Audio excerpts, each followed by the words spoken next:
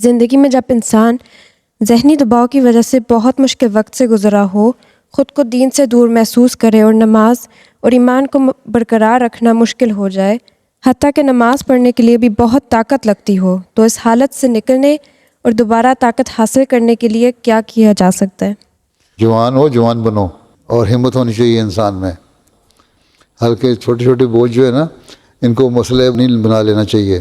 ہاں بعض گھر کے ماحول کی وجہ سے یا معاشرے کے ماحول کی وجہ سے، دوستوں کی وجہ سے، انوائرمنٹ کی وجہ سے بعض دفعہ ڈپریشن میں انسان جاتا ہے.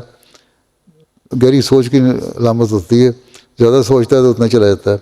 تو ایسی حالت میں ایک تو یہ کہ دروشی پڑھو، استغفار پڑھو، لا حول ولا قوت الا باللہ پڑھو، 2 نفل دعا کیا کرو. دعا میں اگر توجہ پیدا نہیں ہوتی تب بھی سجدے میں چلی جاؤ تو اور اللہ سے کہو میں تجھ سے ہی مانگنا ہے، جو کچھ مانگنا ہے مجھے دے. آج میں نے اٹھنا ہی نہیں اس وقت تک جب تک نہیں تو دیتا نہیں.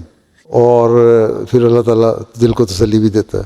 ہر ایک کا تجربہ ہے، ہمارا بھی تجربہ ہے، بعضوں نے تجربے کیے ہوئے ہیں. بلکہ کل ہی مجھے کسی نے لکھا کہ فلاں میرا شخص کے فلاں سے مسئلہ ہو گیا، بھائی کے ساتھ یا بہن کے ساتھ بیمار ہو گیا، تو میری بہن جو تھی وہ سجدے میں گر گئی اور سجدے سے سر نہیں اٹھا رہی تھی.